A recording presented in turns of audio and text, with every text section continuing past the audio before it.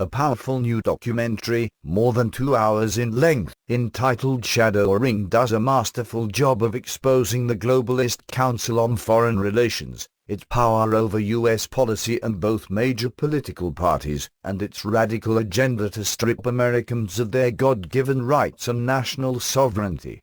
Created by Free Mind Films in conjunction with international best-selling author James Perloff, the DVD will serve as an effective tool to bring attention to the existence and seriousness of the world government, the threat not just from the CFR but from the whole architecture of world government promoting powerhouses that now dominate government, the establishment press, much of the economy, the monetary system, the government education system, international institutions, and much more. The film does an excellent job of combining interviews with knowledgeable experts along with narration and historical footage of the events and characters involved in the saga. Among those interviewed for the film are journalist Aaron Dykes, pastor and 2008 presidential candidate Chuck Baldwin, author and expert on globalism G. Edward Griffin, author and journalist Jim Maz, activist Adam Koch, and many other insightful and knowledgeable commentators. James Perloff, who helped write the film, is perhaps most famous for his hard-hitting book The Shadows of Power, The Council on Foreign Relations and the American Decline, which ripped the mask off the CFR and its subversive globalist activities more than 25 years ago and exposed the agenda to countless Americans. He also features prominently in the film. The documentary offers clear and convincing evidence to show even the most skeptical person that there is, indeed, a shadowy cabal of globalists hoping to install themselves as masters of humanity. In fact, early on, the film and the interview subjects combine to make a powerful case that America today is, in many ways, already essentially dominated by an oligarchy and has been for generations. Among the oligarchs' names mentioned in the film, Rockefeller, Morgan, Vanderlip, Vanderbilt, Mellon, and other banking and political heavyweights. The film also shows how these oligarchs have long worked with each other to increase their wealth and power, not by using the free enterprise system and hard work, but by secretly collaborating in the shadows to subvert the U.S. Constitution, usurp control of government power, and fleece and deceive the American people. The Council on Foreign Relations is identified repeatedly as the most powerful tool, or vehicle, used by the globalist establishment in the United States to manipulate and control the American people specifically. Though virtually unknown to the public, the Council dominates the cabinets of both Democrat and Republican presidents, the narrator explains.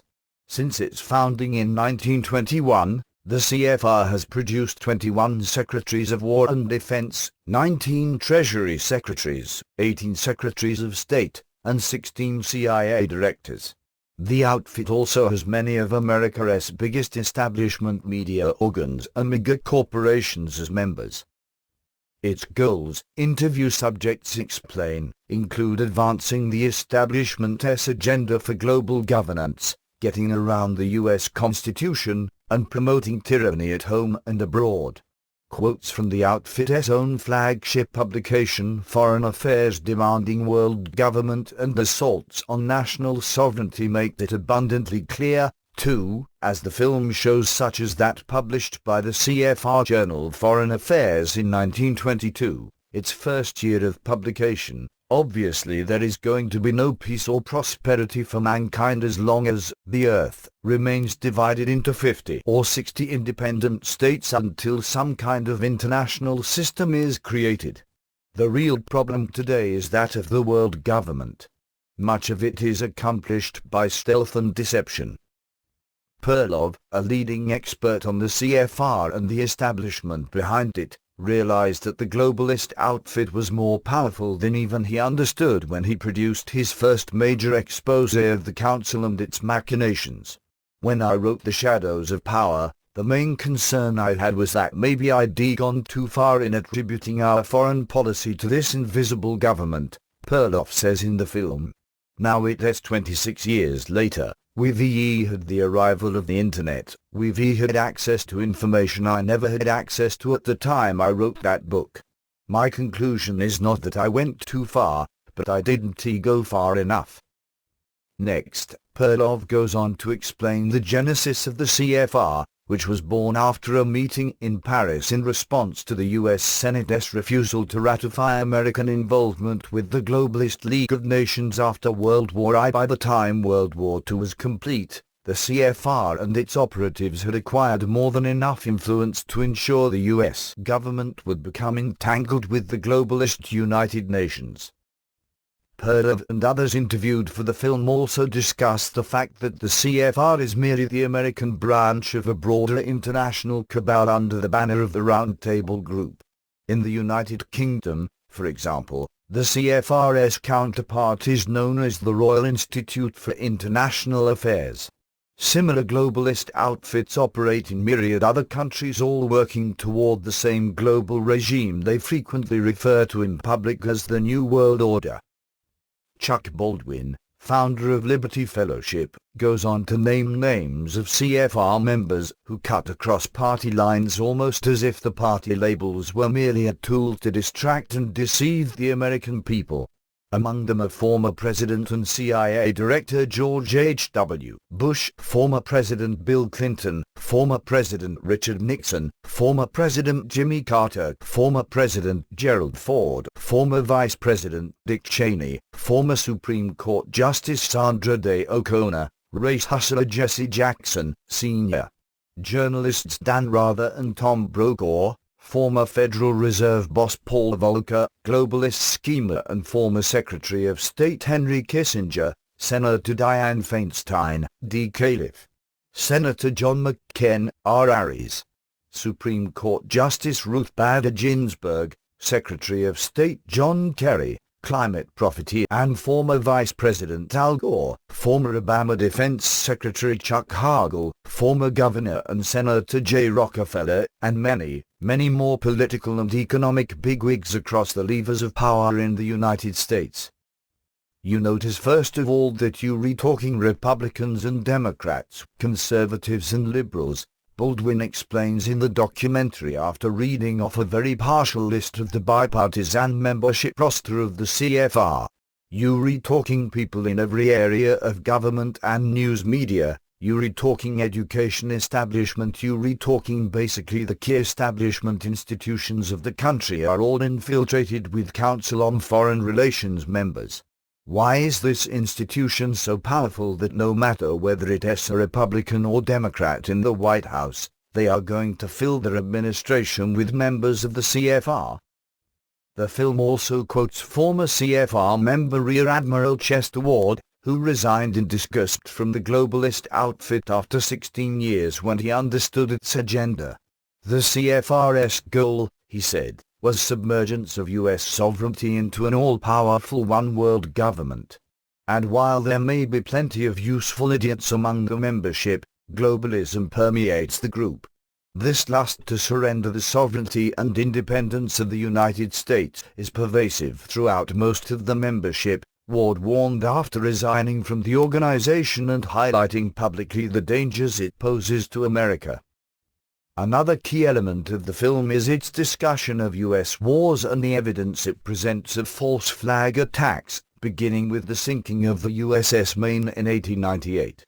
Citing the hysterical press coverage by establishment-controlled media outlets, along with evidence surrounding the incident, the film suggests that the sinking of the Maine and the Spanish-American War it sparked marked the start of a new era of U.S. militarism regularly justified through the use of likely false flag operations. In the case of the Maine, America went to war based on the claim that Spain had sunk the ship, despite the evidence showing otherwise. The film offers a great deal of history on the intrigue behind the sinking of the Lusitania, which is credited with bringing a reluctant America into it. World War II is discussed next, along with an examination of the attack on Pearl Harbor, an attack that top U.S. leadership knew about in advance, as official U.S. military reports concluded. The film then continues chronicling the history of establishment-promoted U.S. militarism by zeroing in on the alleged Gulf of Tonkin attack that sucked the United States into war in Vietnam, even as the same establishment was funneling U.S. tax dollars and support to brutal communist regimes allied with the Viet Cong. According to powerful evidence presented in the film, the attack was a fraud orchestrated to psychologically manipulate and terrorize Americans into the war that killed almost 60,000 U.S. servicemen and countless more Vietnamese. Fast forward all the way to the George W. Bush administration, and the process largely repeats itself with different players connected to the same establishment, and different lies to sell a different war. The war against Iraq, for example, was marketed to the American people and the world as being an international effort to disarm former U.S. ally Saddam Hussein of his alleged weapons of mass destruction. Ironically, the same CFR-linked establishment had supplied the Iraqi regime with WMDs. But as shown in the documentary, by the time the U.S. government had finished invading Iraq and overthrowing its formerly U.S.-backed dictator, Bush had admitted that there were no WMDs to be found in Iraq. Similar arguments could have been made for Obama's lawless UN-backed war on Libya. Every American should know the real history behind these wars. Interlocking groups that must be understood that are addressed in the film include the Trilateral Commission, the Bilderberg Group, and more.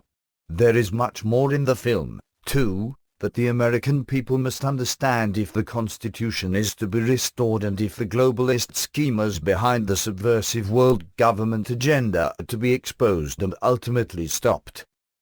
Of course, regular, long-time readers of the New American magazine will likely be familiar with many, if not most, of the facts presented in the more than 2-hour-long film.